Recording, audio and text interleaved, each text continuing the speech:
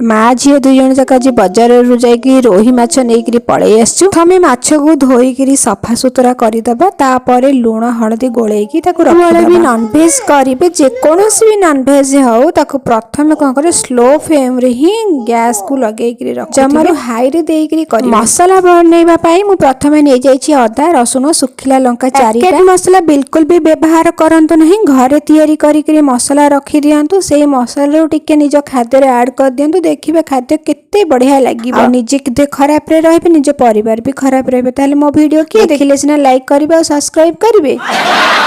से मु आपण मानकु कहूँ सब बेले तेल मसला रू टिके दूरे रुहंतु। पछरे पुणी कहबो कने रीना वीडियो आमे देखुथिलु, रीना हमकु कहिला नै। कसी हिसला परे आलू को पकेकी टिके कसी दबा, तापरे पानी की देकरी किछि समय घोड़ेकी रखी दबा। सब बेले माछटी को पछरे ऐड करी मूलरू ऐड करिवे नै, कारण मूलरू पकेई देले माछ कोन हो जे खंड खंड हे जिवो। देखिया पय भल लागिवोनी कि खाइबा पय भल लागिवोनी। तापरे धनिया पत्र हाथ रे तयारी करथल दालचीनी गुंड टिके देकरी चलन तो सोहिला बाबू खाई करी कोन